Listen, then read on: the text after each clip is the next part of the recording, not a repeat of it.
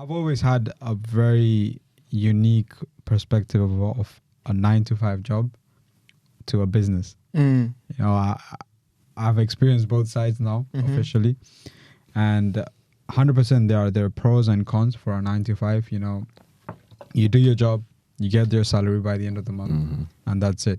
In a business, you have to do your job in order to get your salary. You know, I don't know if I'm explaining. It makes sense. Like you're saying, like you don't get paid unless it's not like you get paid at the end of the month. Yeah. You get paid when you do the job. Exactly.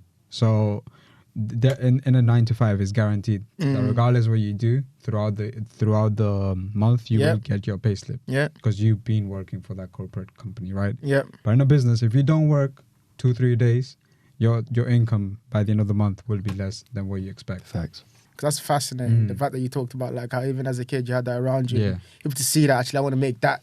That's what I would change. Yeah. You know, like that gives you that idea when you get older. We actually I can do this. And I was 16 at that age. Like I wasn't even like into uni or anything. I was at school. Yeah. But seeing my dad hustle made me think like, how can I improve this hustle? You know, like how can I make it easier for him to go and tell his clients? Yes, and then you kind of take that on yourself, that responsibility. And where did I get this? From our teacher, Mr. Giles. Mr. Giles, shout out Mr. Giles. I don't even know who you are, but shout out to you. He's our IT teacher. Like me, him, and Dinesh, bro, we used to like kill it. Yeah. Once I became a teenager, you know, then the conversations started taking place. You know, you said with your parents, you understand what you want to do in the future. And that's usually when your parents are businessmen. Well, they start introducing certain topics, ideas to you. And I think that was the first engagement I had with him. At times, I would also meet his clients and just be in the background, just listening, taking information in, right? And you see these conversations, how they treat your dad, and how your dad goes about business. Yeah, it's it's inspiring, right? So you start thinking as in, who do I want to work with, or who do I want to grow their business? Well, that would be my dad's business. And as previously mentioned, everything they've done for us. As you get older, you start thinking more about these things, and it's only the fair thing. They've been there for you, so when they grow old, you're going to be there for them, bro. Ready? 3, 2, 1. Hello. Welcome to another episode of the Jeoffrey Sarpong podcast. That's a good start. Get my head stuck in it. Yes, sir. It's fine. Today I'm very, very, very excited because I have two good friends, Dinesh and Pelesh. Pelesh, do you want to say hi? Dinesh, do you want to introduce yourself? Just give a quick background of how you know me, how you know each other. Yeah, so Jeff started very, very young when we were like literally 17, 18. Uni days, so it was very comfortable, very nice. The moment we met, we were like, our mentalities match, whatever. 100%. And bro, we've been friends for nearly 8 years now. Like that's crazy, bro. So that's crazy. And then Dinesh, I know him for nearly 22, 23 years. Because we used to go to the same school, same college. Came to UK, both of us, different unis, but still in the same country. And then we started working together, stayed together as well. So he's been there thick and thin, bro. Through thin and thick, that's it, bro. Literally, bro. How about you? How's it been for you knowing Pelesh all these years? I mean, it's been a roller coaster, bro. I mean, starting we were like pre-nursery, literally, growing up together. Always we had the same good terms. But I think through thick and thin, we've kept together. Yeah, we've grown as people. From very immature people, quite, very mature. Trust me. One could say. And no, I mean it's been great, man. He's been there when I needed him. I've been there when he needed me, and it's just bouncing off each other. I love that. Whether it's ideas or life goals. I love that, and I love that brotherhood. I think that's so important. That's what I saw when I met you two.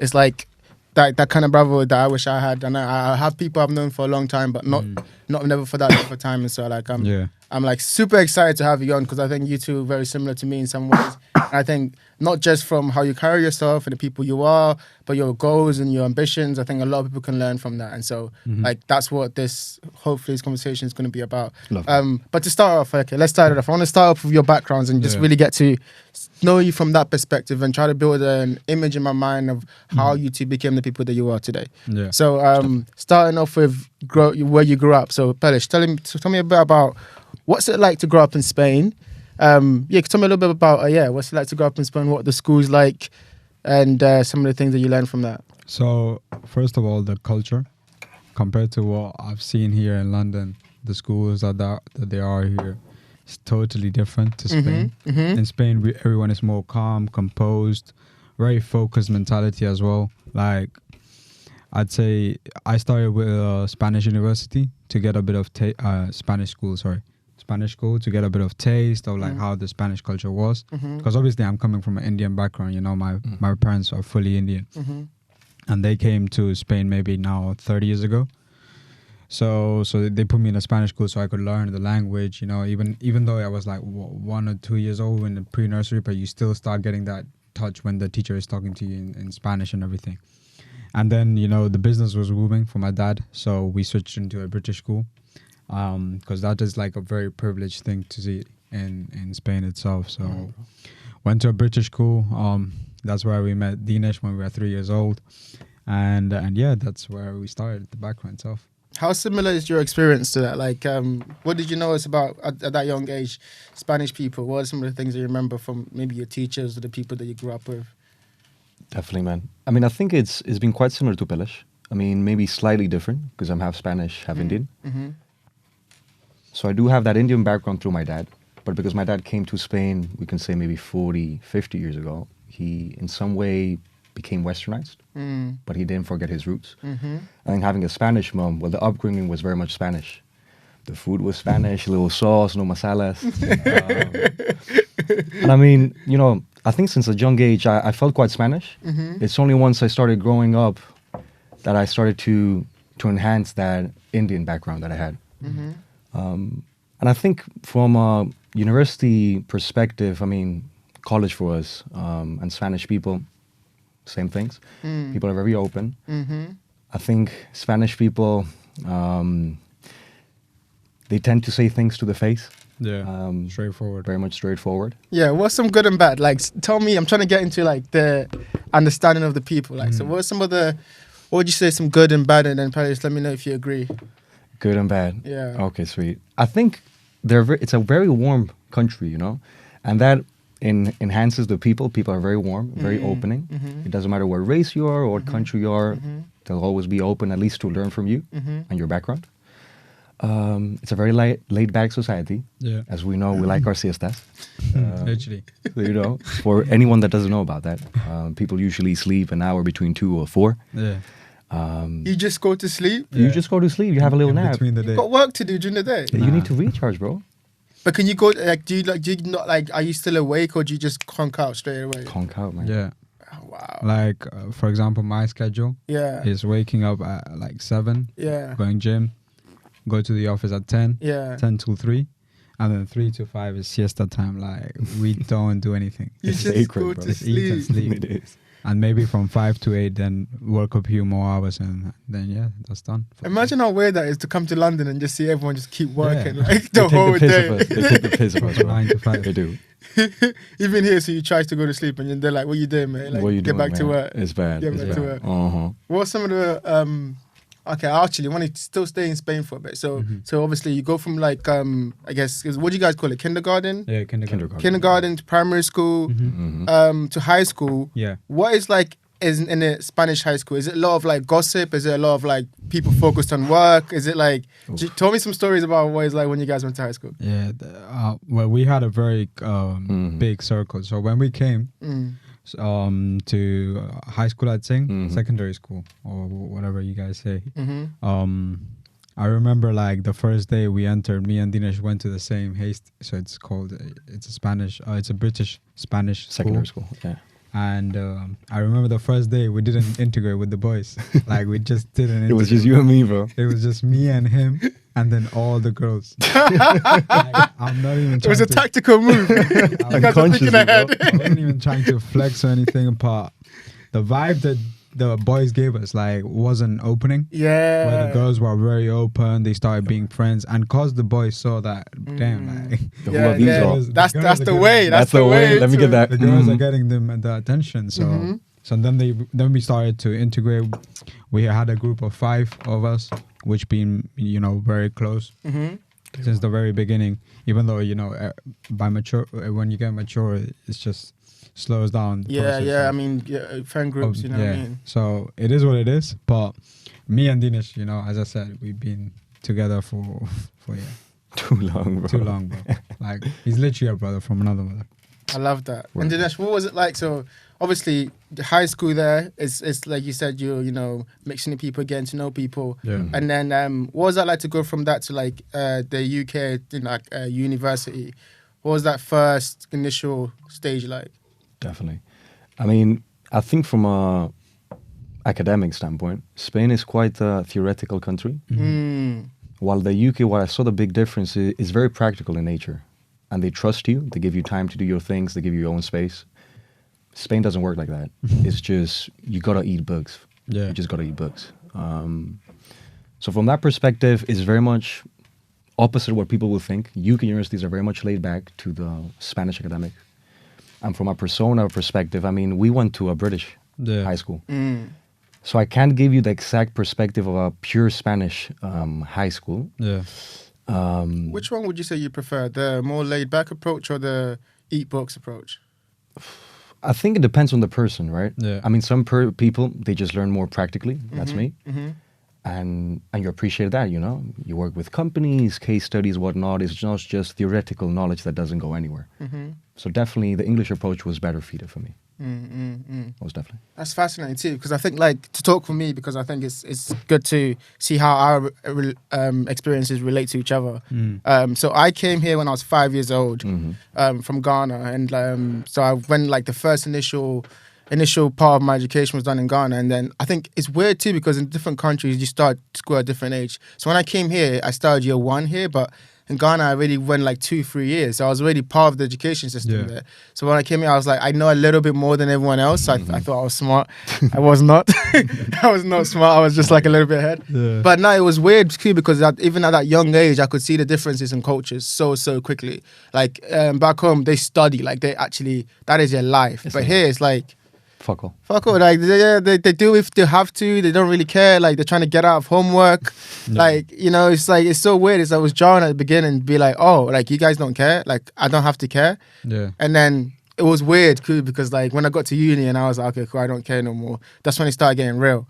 It's okay, now you actually have to put the effort in, and then time and time again. Those courseworks. And Do you remember the days we had to stay up and just 2 a.m., 3 a.m., just doing the work. coursework over and over again because we just knew left we had a it. deadline in 2 days' time. And Were you also like that? Did you also? No, it was the same thing. Yeah. I mean, you had 3 months to do an assignment, but you'll keep it for the last week, and you'll be with the boys in what is it called, the library until 3-4. Yeah, just fuck all, man. Just with Red Bulls. I remember how many all the times did Red we Bulls, just say, okay, cool, we have to do Red this. Bulls and hot chocolates, bro.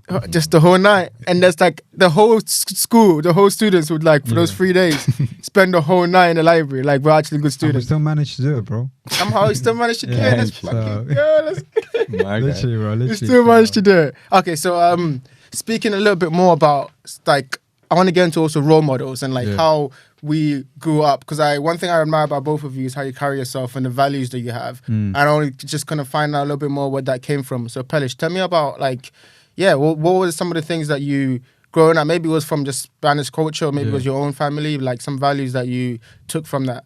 I think the values that I have in me, most of them are from my family. Because the amount of time I'm spending with my family, I don't think normal people do that these days. Because everyone is, very separated, with independent, and all that. Parents don't know anything, but they've gone through real shit, bro. When people compare, I've come across, from a very difficult background. Nah, you haven't, bro. You haven't.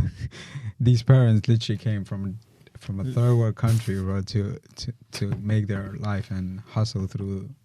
So it's very interesting because my grandfather, I think he was first of all kicked out when the separation happened between India and Pakistan. So that's when the struggle would start.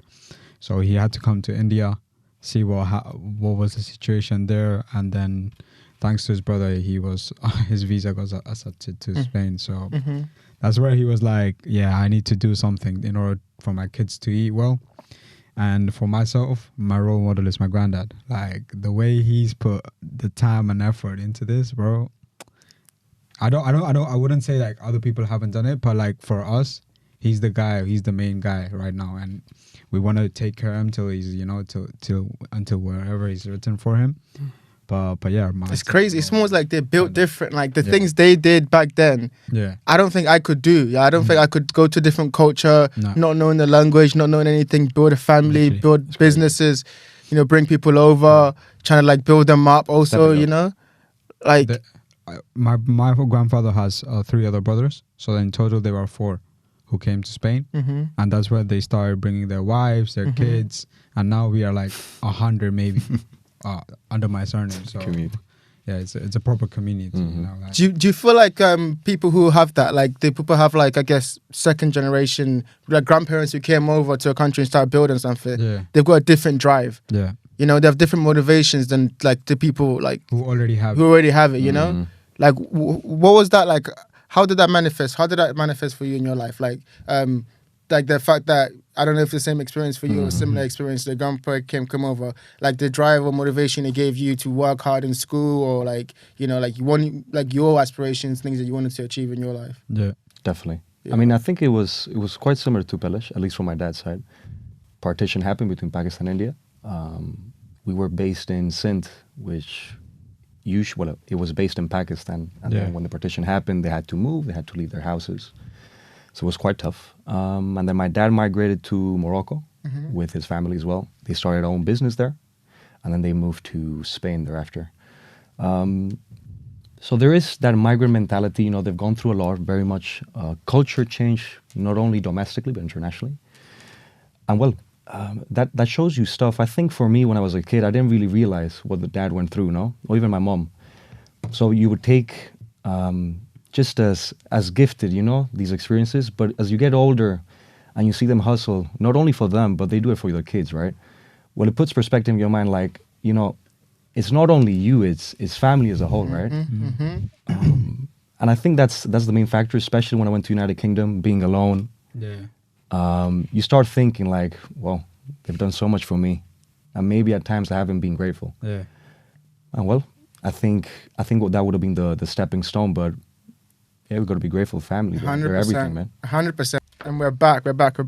So little pause there. So we're talking about role models. We're talking about how our family and our upbringing has inspired us to be who we are, especially when it comes to values. And I 100% agree. To speak a little bit on my experience too. I think my mom is my hero. Yeah. Just because of how she is, man. Literally, like she came here, brought the whole family here, taught us values, taught us cultures, like understood like the balance between. That's what I think was so cool. She was like, okay, cool. Like obviously you need to understand values that you grew up with, but I want you to be able to also grow. So she didn't want me to just become totally African. She was like, okay, cool. Like the main values take about family, about religion, about treating people right, but like also be able to grow as a person. Like understand that you're in a different country and you can take on the things from around you and you can use that to improve. It's a question I want to ask both of you to an open floor. First of all, before you go on, of course, let's go. His mom, beautiful soul, bro. Thank you. I met her twice, bro. Appreciate it. Once in a graduation and one, I don't know, it was some type of presentation we had.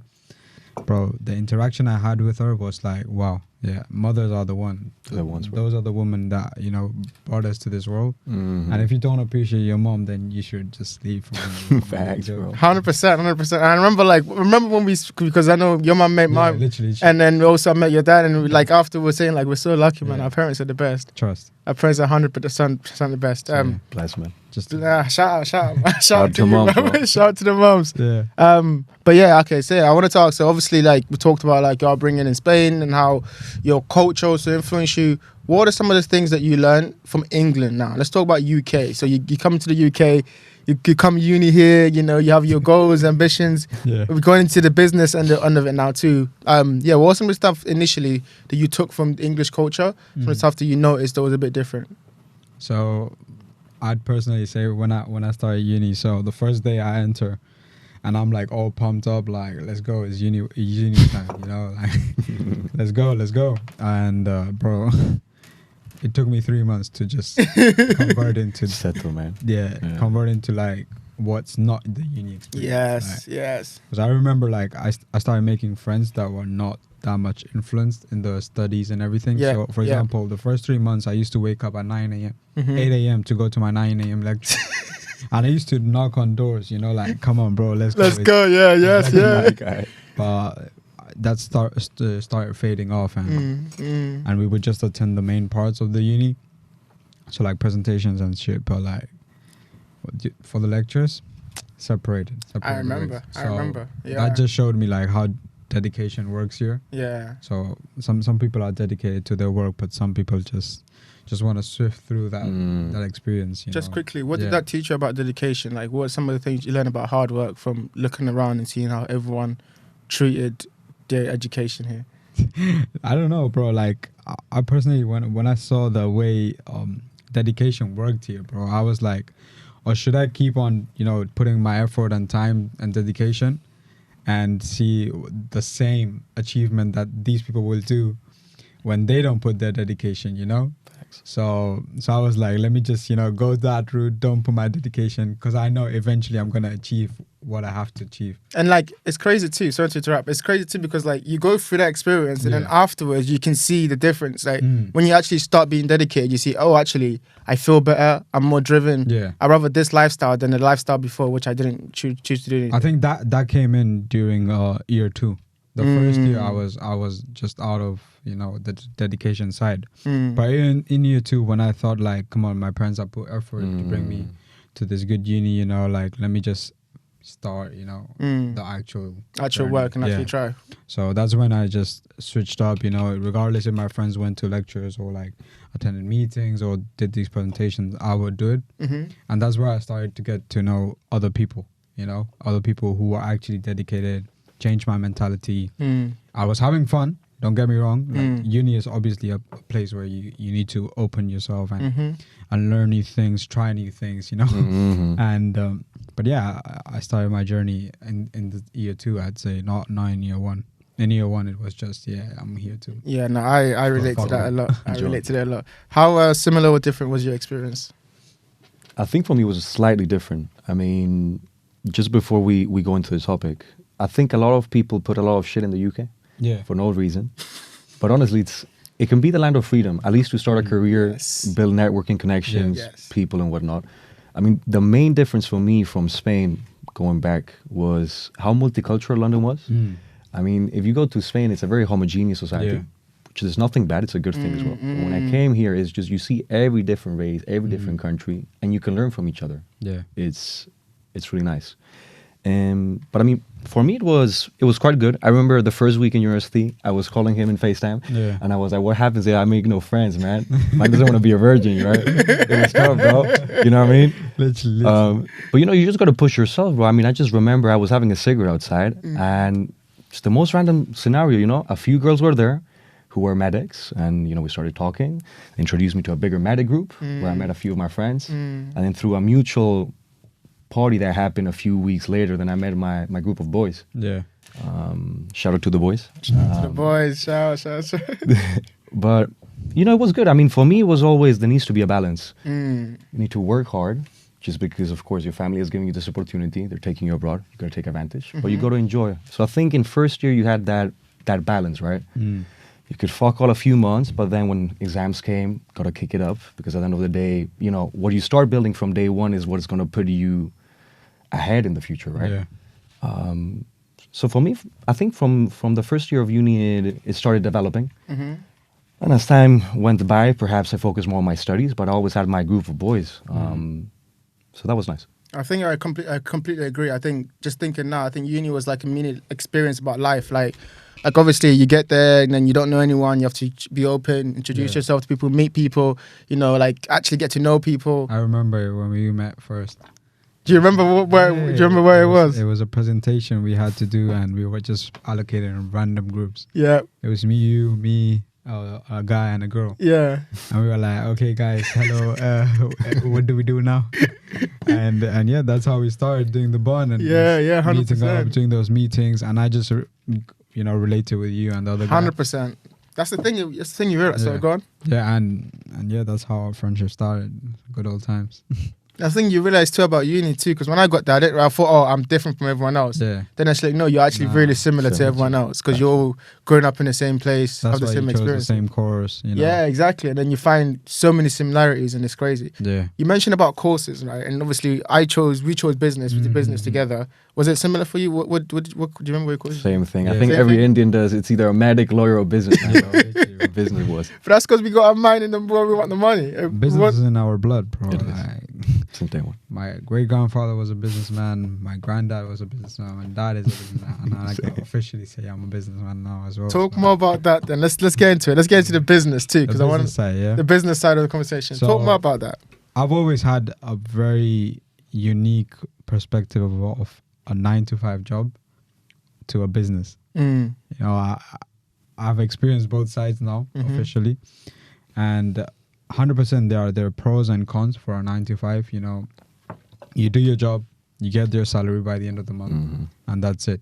In a business, you have to do your job in order to get your salary. You know, I don't know if I'm explaining. It makes sense. Like you're saying, like you don't get paid unless Yeah. it's not like you You get paid end of the don't- month. yeah. You get paid when you do the job. Exactly. So, in a 9 to 5 is guaranteed that regardless what you do throughout the month, you will get your pay slip. Yeah. Because you've been working for that corporate company, right? Yeah. But in a business, if you don't work 2-3 days, your income by the end of the month will be less than what you expect. Facts.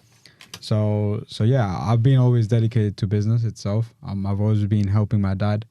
So one of the things that I implemented in my dad's business, maybe 7, 6, or 8 years ago, was when he used to go like for sale, because without sales there's no business, right? So he used to be a salesman itself. So 8 years ago he used to take these like big catalogs to show products. And I was like, Dad, you can't be taking, 5 kg of catalogs like to your clients. People have to like go through it. Yeah, literally, for them to go through one by While one. you just stands there and waits. So what I did was find these on internet, because internet has everything. Yeah, yeah. The bad side of internet and the good side of internet, but that's another. Yeah, that's That's a another different conversation. one. That's a deep one. That's another one. Literally, people are making, doing bad things. Yes. But they're making good money. Yes, So- yes. So, but yeah, what I was saying, that he used to take these like catalogs, and I used to be like, nah, Dad, we ain't doing this anymore. So I was like, let me implement all this catalog into an iPad. Because that was the time when the iPad came, I think maybe 10 years ago now, but we still didn't know like the actual use of it. Yeah. So I had to make a whole catalog for him, which is, still use it. It's like a 400-page catalog, but at least all the products are there, updated prices, references. It's clean. Yeah, it's like, clean. like it's Quick. yeah. If you need yeah. like a type of category, Just pop, pop, pop. category, you Yeah. just click on it. So he was like very appreciated for that, because I remember him carrying like bags of like maybe your dad had the same, because we have the same business.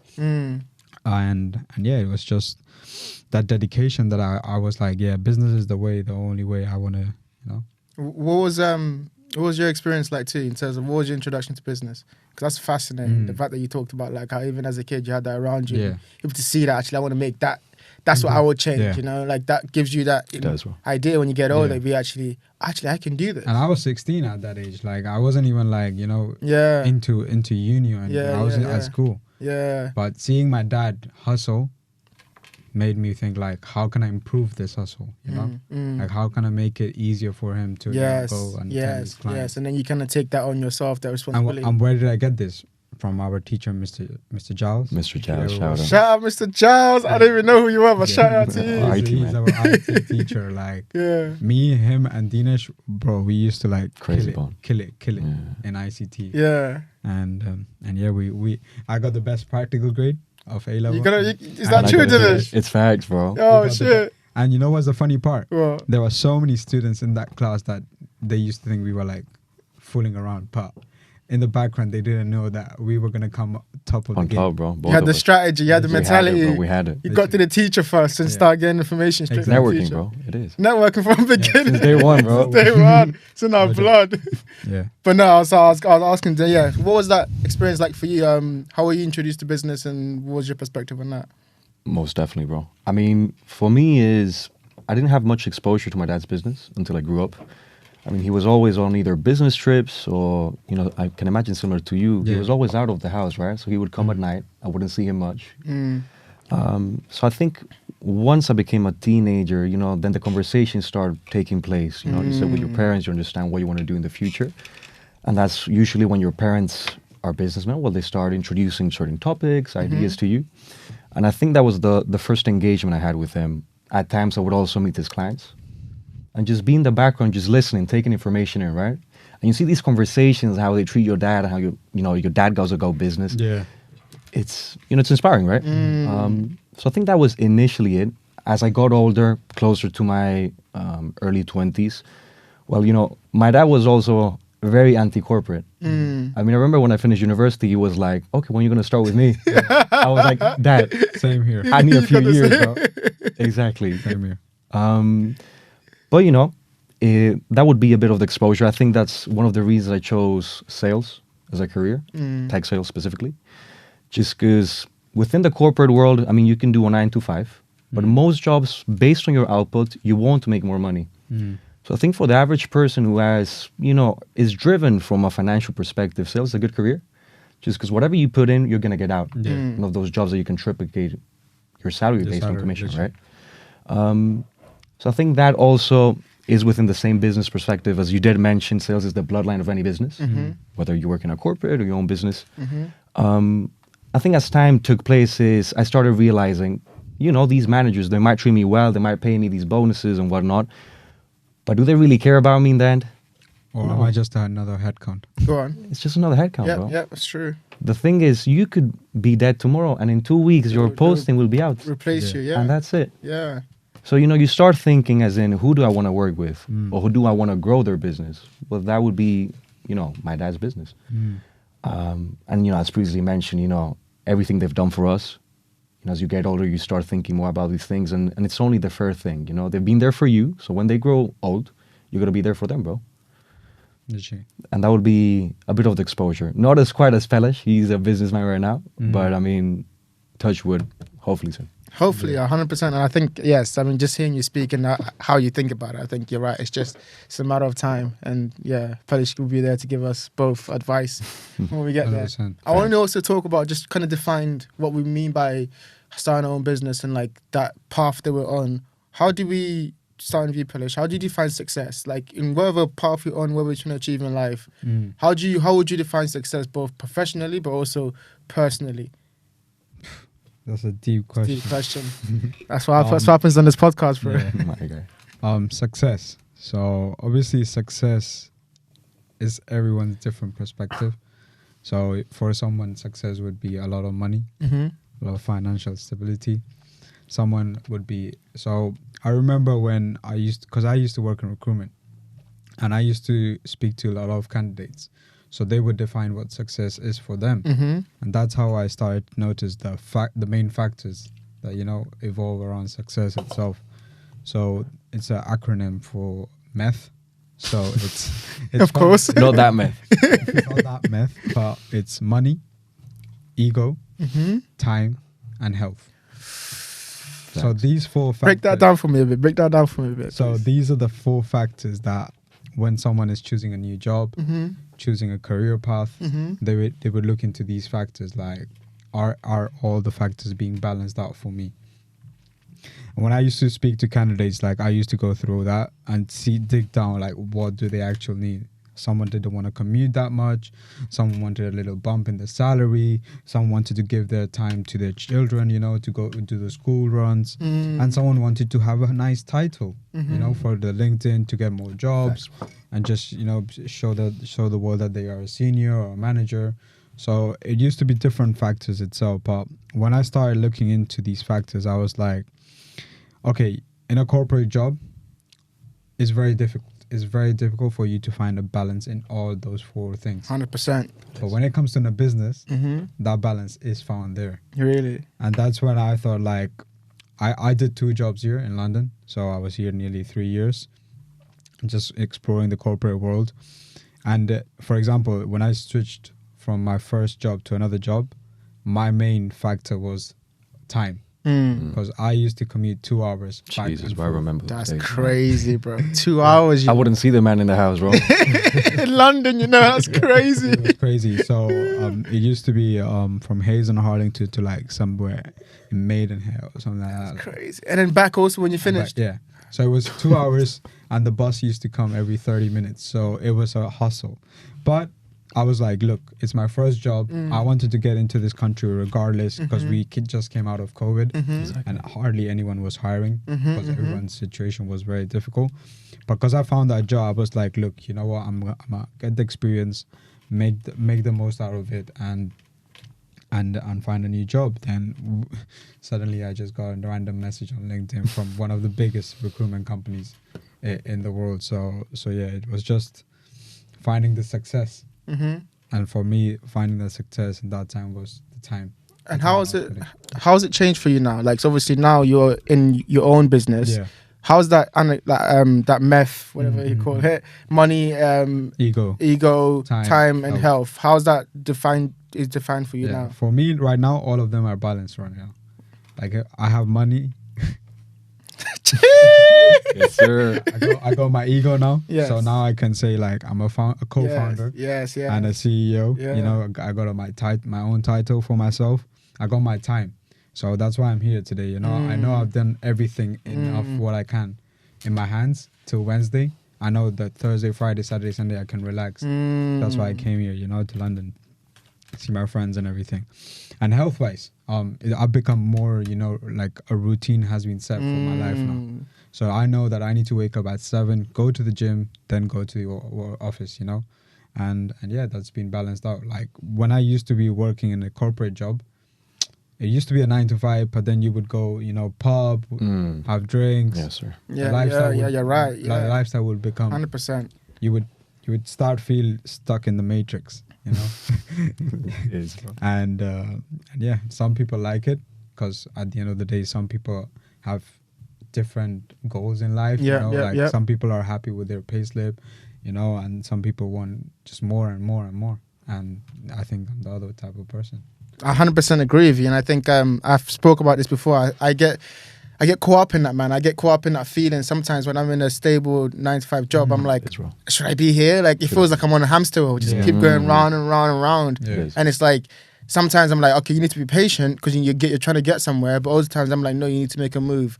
Do you relate to that experience? Like, how do you feel about like just like you mentioned that acronym about when people are trying to define their own success, what they want from life, you know, like and also what are some of your definitions of success professionally? Definitely.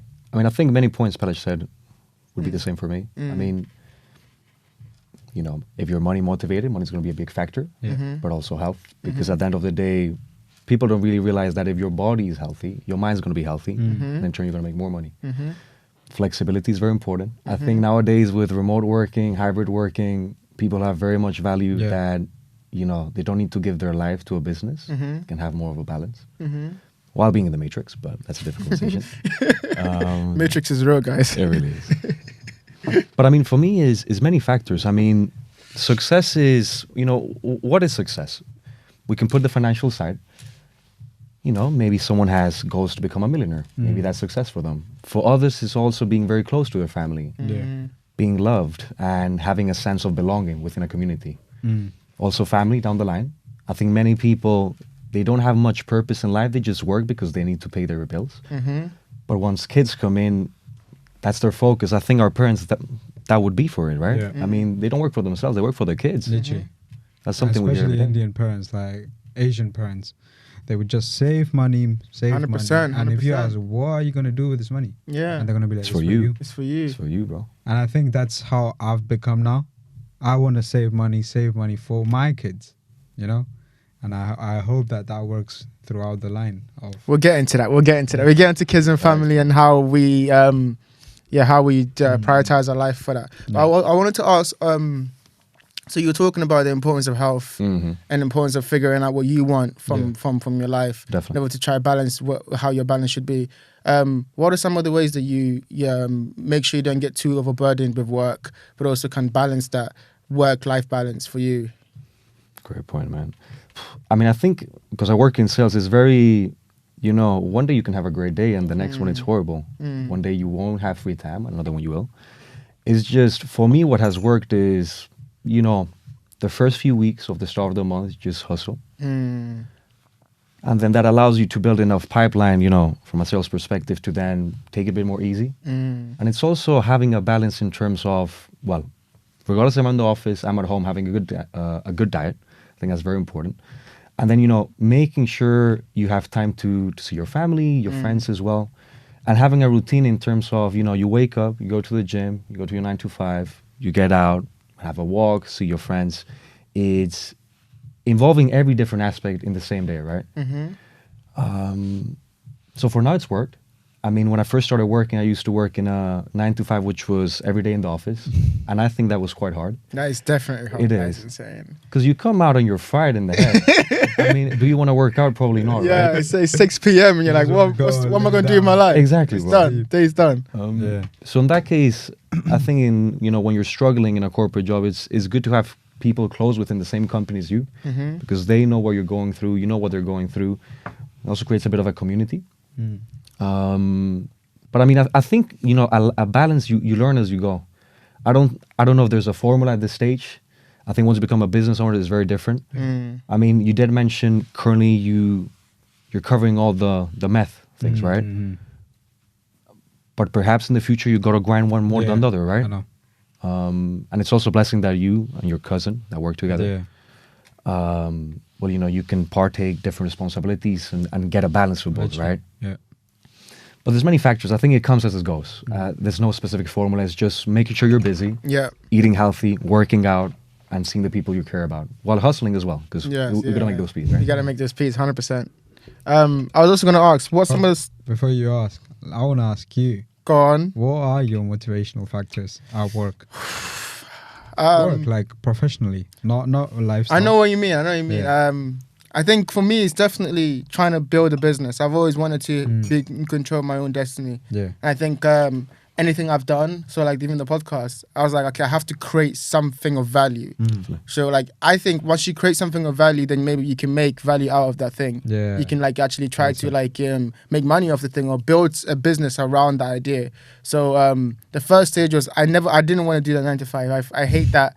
Even though I hate that 9 to 5. Just someone being in control of your life and feeling like you're not doing anything over a cause long. I don't know what it is, but having targets and everything. yeah, it just doesn't sit with me for the long term. Micromanagement. That's what it is, and I'm not in control of. I've been there. It's like you said about the money. I'm not in control of how much money I make. Yeah, maybe one day I have a very good day, but it all goes to that person that tickles Exactly, down. bro. That's why you choose sales, bro. That's also true. It's That's good for also corporate. true. Yeah, So- sales has no limit, bro. That's also true. In a normal job, for as a manager or something, okay, they'll get their little bonus. You know, they'll get a monthly target to hit. You know, okay. But in sales, the more you sell, the more you get. You get home, bro. And I feel like sales is a good setup for when you do your own business, because like he said, business is sales. Yeah. It's the bloodline, bro. It's the bloodline. So if you can bring the money and you can Exactly. keep your business going. It is. I want to, okay, on that point also, what are some of the stuff you've noticed? So now you've started your own business. Yeah. You're like really in the economy now, right? Because you're one of the movers. What are some of the stuff you've noticed from just trading internationally, but also starting your own business and that like path of becoming an entrepreneur? Yeah. I mean, there are a lot of factors. Like, there's a whole list I could name, but I think one of the main things that I've learned is patience. In business, if you don't have patience, then it's a wrap, bro. It's a wrap. Because I remember like the first 2 months, maybe I was like, wow, when is the first good deal gonna come? When is the good deal gonna come? I'm doing everything. I'm doing, you know, in our culture, we believe in a lot of in karma. So we are like, whatever you put in, you're gonna get it.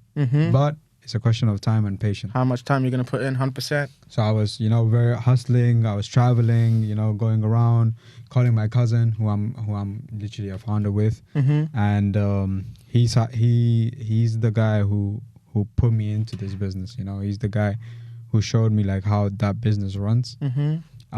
Just because he has more experience in that industry itself. And I was just, you know, going on travel, meeting new clients, but nothing was coming through. And that's where I learned, like, if you want to open your own business, you gotta have patience. Because if you don't have patience, then it's gone. It's gone, yeah. It's gone. It's patience. It And, is. yeah, I can imagine. Okay, scoping out a bit, right? We're three business-minded people, but I want to get your point of view. Mm-hmm. What are some of the things, just looking at out in the world, what are some of the business that you think are going to be interesting in the future? Like, what are some, like, markets you think is going to blow up? What, like, would you, like, because to me, right, I look outside and I'm thinking, like, AI, whatever that is, Thanks. is coming and it's going to just decimate everything. It's not leaving. It's not leaving. It's not going to leaving. change the market. So that's one thing, one way that I know, okay, something's going to change. If you have to just think for a bit, I know it's like there's no right answer to this, but yeah, what are some of the things that you think might change in the future? Replacing humans Replacing humans. Replace them with what? with robots. And everything to be automated, bro. Have you seen those Amazon shops? I have seen those Amazon Where you shops. just put There's no one. your things They just in your scan it. basket. But you need humans, man. You need labor. But it's different type of labor, Yeah. right? I think what the market is moving is very much from labor-intensive jobs to Or more automated.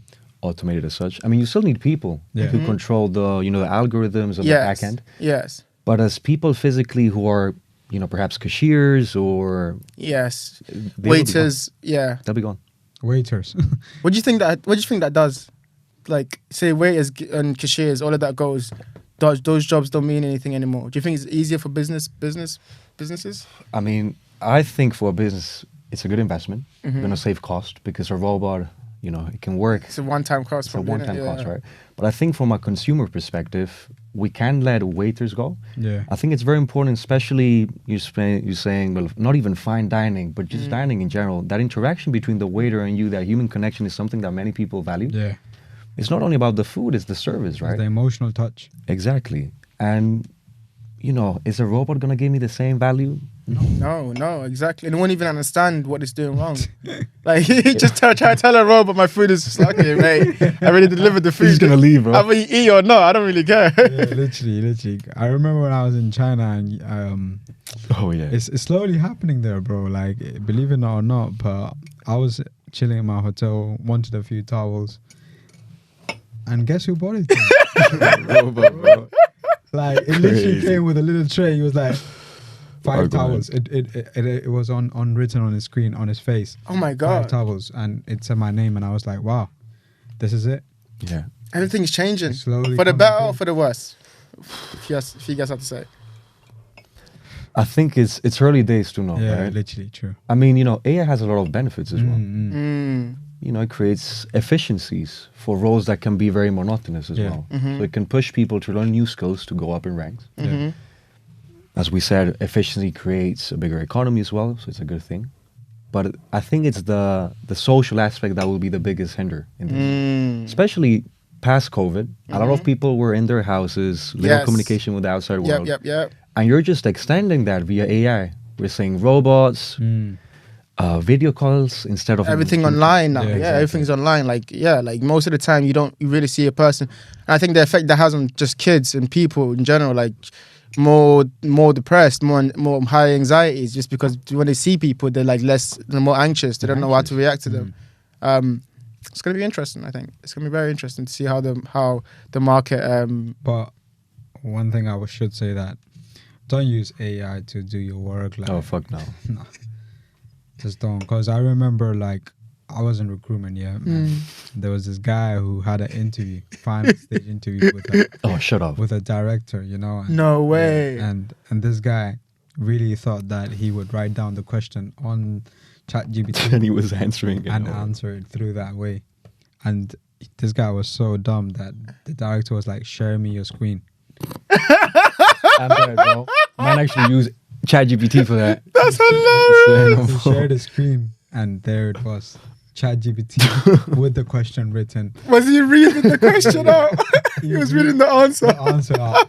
So he was like, "Yeah, I don't." He's using big words, and the guy's like, "This does not sound like you." ChatGPT is not for that purposes, guys. Like, Yes. don't No, lose that really human isn't. touch. Like, Yeah, don't lose the heart, especially 100%. because right now, even in sales, like, people are using ChatGPT to like send messages to people. Yeah. Sell your stuff. Very automated. No personal touch.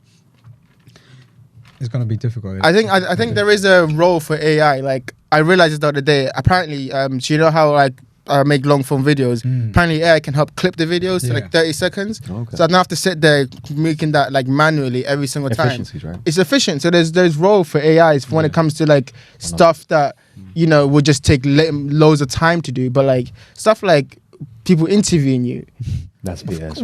Of course. You lose your touch as a You human. lose your touch as a human. They're not gonna want to hire you. They just get the AI. Yeah. You're literally reading like a robot. You just and then it's so obvious. Okay. And that guy was so pissed at me. Like, how the hell did you send me someone like this? I was like, how can I tell How can you know? Yeah. How can you know someone's just gonna be so ridiculous?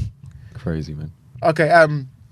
Okay. So looking forward to our lives in the next kind of arc of our lives, right? Yeah. If I had to say, if I had to look at the next 5 years of your life and it had to be a chapter, what is the chapter about? Starting with you, Pelesh, but you also answer it next. What is the next 5 years of your life look like, and what is if it was a book, chapter in a book, what would it be about? What would it be called? What would it be called? What would it be called? First, give me like a name, and then get into the nitty gritty of it. The new face.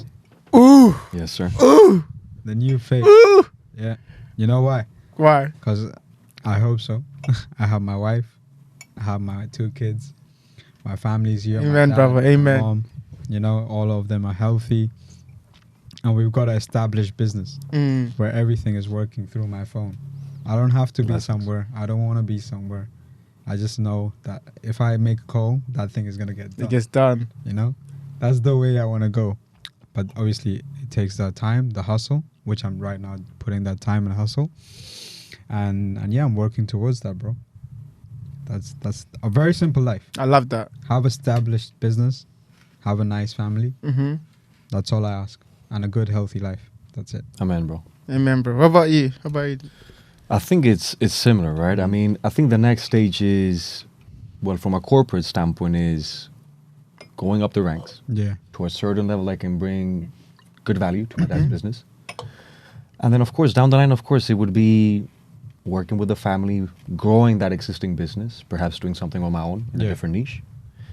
And then very important would be the health aspect. As I mentioned before, if your body is not working, your mind will never work. Oh, true. And I think a lot of people they put health apart. Yeah. And for me, it's a very important thing. I mean, just to give a random example here, I recently became ketogenic. Yeah. So very much as a high protein, high fat, I took the refined carbs out. And something I realized is I was suffering from brain fog. And I wasn't thinking straight in the mornings. I was saying, what happened? Did I not sleep right? But it was all the food. So whatever you put in is the fuel that's going to Real put the output, food. right? Real food, that's it. So, health will always be a big pillar for me. Yeah. Growing the family side of business. Being very close to my family, which is one of the reasons I want to go also back home. Because as mentioned, family is everything. Yeah. And then, at a later stage, build up a family, a few kids. Yeah. And go Very from there, simple. bro. I think It's simple. I agree. simple. it's simple. It's hard to execute. Though. It's hard to get because I think every family has their own issues and problems. But I guess if you are stuck as a unit, then nothing Thanks. can stop you, bro. Because 100%, because I think about this all the time, and I speak to my friends about this. The next stage of our life that we are in, because I Yeah. feel like the last stage was getting secured, finding out who you are, who are your friends, who are the people you want to be around. Like get rid of all the negative people out of your life. You should speak about this. Go on, That's a good point. go on. You know what I mean? Like if you what comes to mind when I say that? Let me just say one quote. Go on, let's Say it, go. bro. Say it. So I used to believe in this quote a lot. It's a bit intense, but it is what it is, isn't it? It's karma. It's like a 6ix9ine. You get Yeah, what you give. man. Oof. Oof. It's a bit explicit, That's but very It's explicit. facts, bro. That's facts, man. bro. Like, Get on a t-shirt. Because I've seen bad people in life, like bad people who tried to hurt me, tried to play around, mind games and shit. Like, Mind games, bro. but now I'm the master of the game. Exactly. That's it. I'm the That's it, captain bro. now. That's it. Watch the space. Okay, And but yeah, what do you have to say about negative people, bro? yeah, go on. Nah, I mean, Speak your truth, brother. nah, I'll speak freely, bro. Yeah, listen. No, but as time goes, you realize who's there for you. Mm. I think when you first, you're in high school, university, you Yeah. can have so many friends, and you think that makes you happy, having a wide group, you know, 1,000 people in Facebook, Instagram, that doesn't mean shit, bro. Because at the end of the day, are they there for you through thick and thin? So, you know, through time I realized perhaps certain groups I had or certain people within groups, you know, they're not there. They're only there for their own sake, right? Or their own benefit. Yeah. So for me, it was growing over the years, understanding, you know, the smaller the group, the better at the end of the day. You want to be with like-minded people that have the same goals, good ethics, and they'll be there for you when things are not to plan, right? Literally. 100%. So it's an important thing. Yeah. 100%. I agree. And just on that point also, I wanted to ask, what's one thing you've learned from Dinesh, and Dinesh, what's one thing you've learned from Pelesh? I think you should start first. Yeah, you start, bro.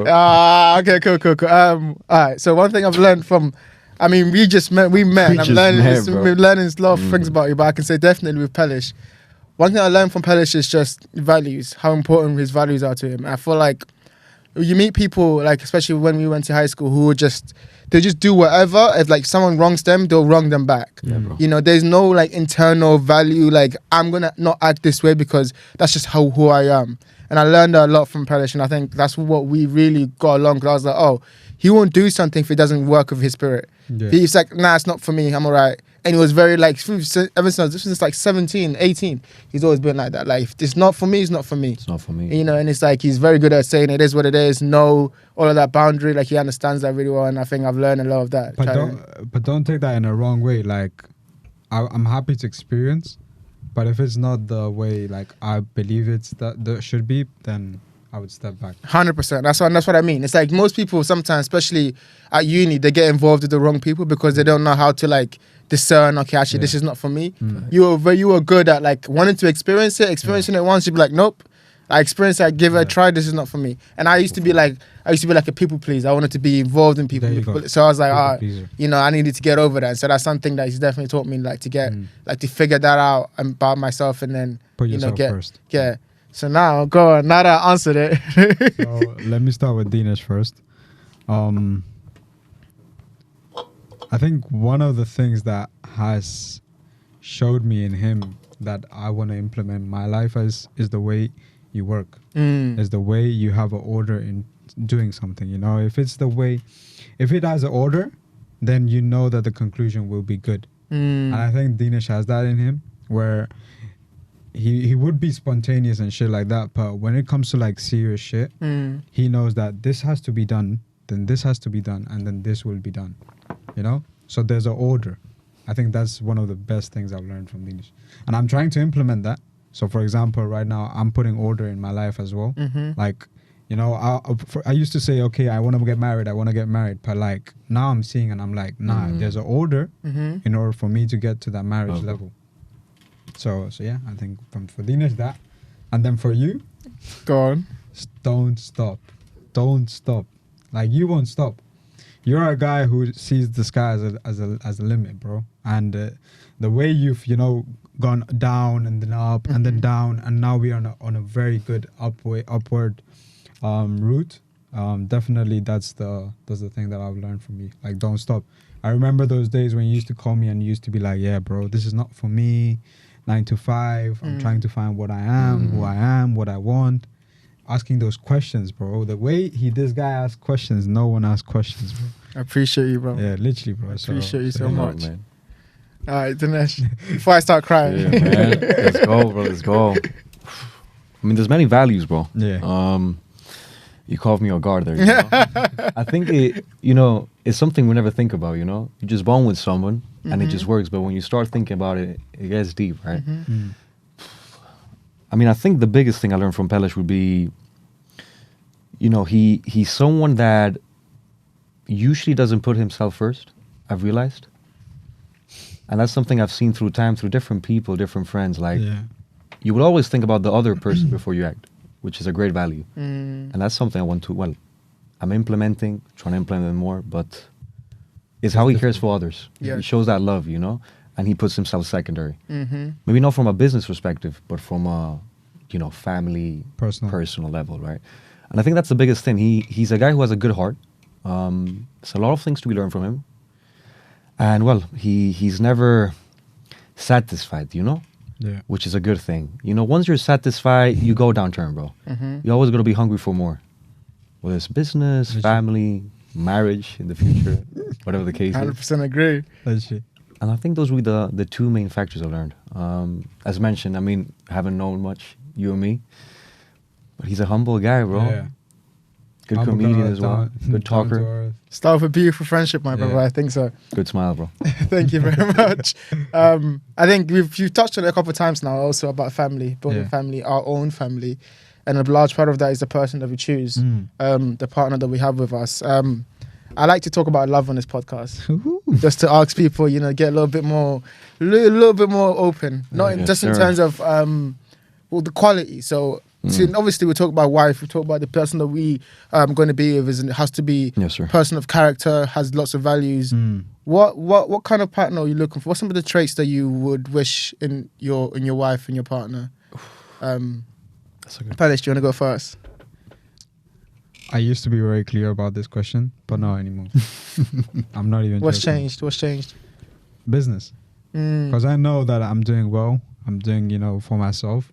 I think I've just put that topic aside right now. Like, I'm not running for that anymore. First, it used to be, let me get married, this, that. It's not a priority. It's not a priority right now, to be honest. Deep down, I know from outside I show it that, I want to get married, this, that, but I think deep down, like, I need to put myself first. Yeah. Yes, sir.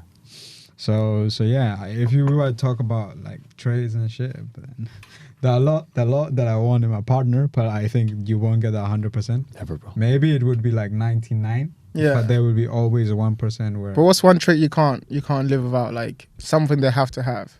the respect, bro. Respect. If there's no respect for my family, She out, bro. Yeah, 100%. I agree with that. like, cause what my belief is that the parents who taught you walk, you have to tell. Let me repeat this. Cut. Nah, gee. Nah, it's fine. I will leave that in, and it will just be like him saying cut. I'm joking. No. Cut. So I was gonna say, the parents who taught you walk, you should be the one to take them to their, 100%. to the graveyard. I don't want to say that. Take them word, to the yeah. end. Yeah. Take them to the end. Yeah. Take them to the end. Wait, 100%. what do you mean by that? So you know how they used to like give you a finger, and you used to walk with them. Yes. So I think it's our turn now to give them their finger and support. And When in their old age, take yeah, them- Oh, yeah, facts, them 100%. to the Facts, end. 100%. So that's what I want to say. I don't know the quote because I've never made a quote on that. But yeah, That's your quote, man. Pelesh is 2024. That's yes, yours, man. sir. I have to think it properly, and then hopefully, But I know exactly what you mean, and I think Yeah. that if your wife doesn't respect your family, I think it's terrible. It's a red flag straight away. Yeah, It's like, like- how you gonna live with that person for the rest of your life? What about you? You go, then I'll go. Let's go, bro. I mean, I think it's something I've thought about. Not something I want to get married at any time soon, but just seeing the dynamic of your family, right? How your parents treat each other, that mutual respect. I mean, for me I think what I look in a woman is, I think education is very important. Should be educated.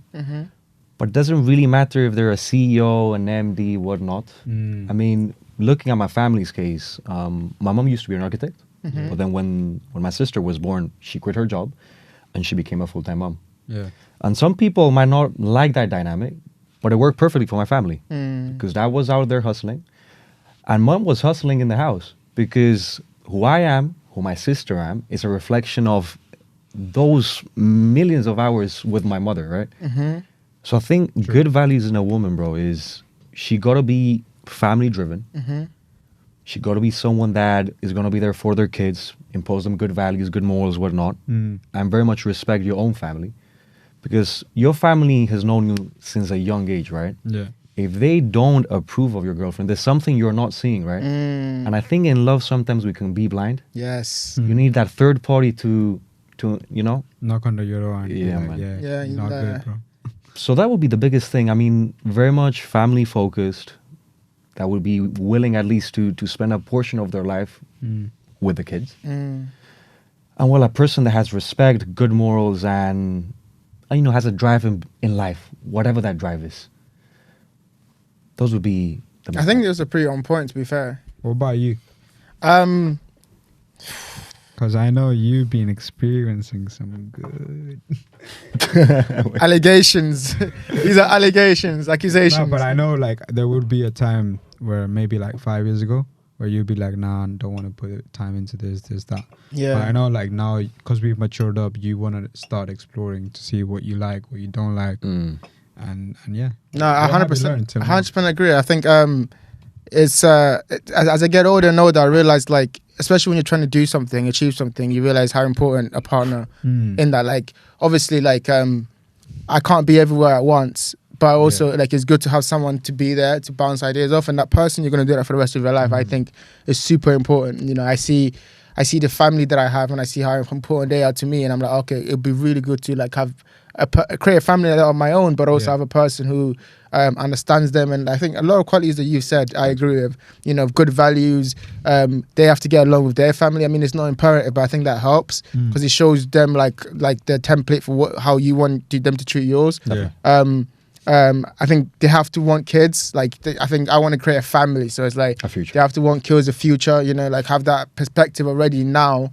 And then I think the other, I mean, I think it's a bit like you said too. Is like, yeah, you can have a checklist, but like if you're not ready to action that right now, then you kind of have to put it to the side. You know, and I think I bounce between wanting to put that to the side and focus on whatever I'm doing now, so I can get to a stage where I feel I can bring in someone rather than now be distracted by that. And also the fact that I know that they're not really a distraction.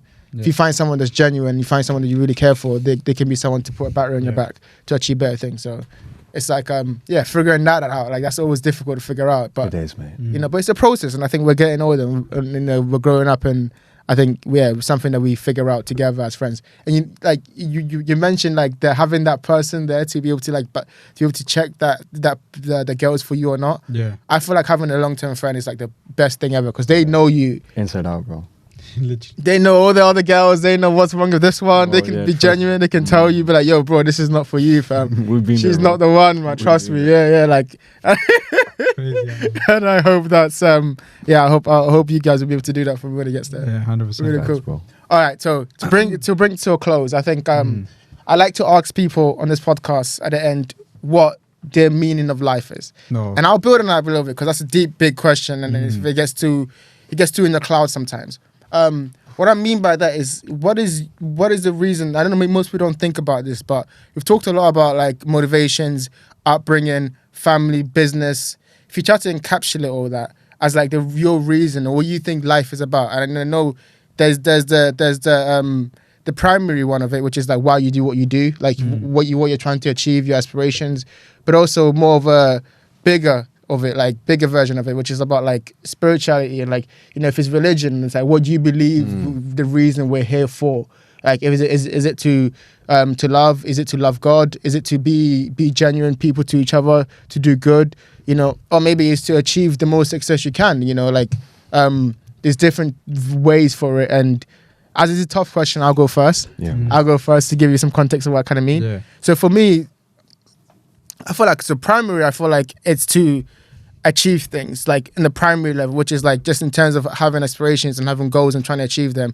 I think we have to do things in life. You can't just be just there. Like you can't just be there with no goals, with no aspirations. I think after a while you start to hit the wall a little bit. If things don't go your way, you start to become jealous and you hate yourself. So I think you have to try to have a goal in mind. And I think the secondary reason, or maybe it's the opposite way around, maybe the primary reason is actually is God. And it's finding a way to be a family man and to be good. And through all of that, like through all the distractions that we have, through all the experiences that we've gone through uni, and being able to get out of there and be like, actually, I know who I am. I know what matters to me. I know what my family, my values are. And like being able to like stay with that and be strong on that. But like, actually, this is what is important to me. You know, family, you know, my wife, all of these things. And like I think that comes with maturity, and that comes with age, and that comes with some like, you know, finding yourself. But I think, for me, that's what it is. Like the meaning of life is to try to achieve things, but also to find God in some way in the end, you know, and to be able to love people. I think that's what is important, to try to genuinely find within your heart, to be open, to love people, to experience people, to get to know other people, because I think that's what we're all here for in the end.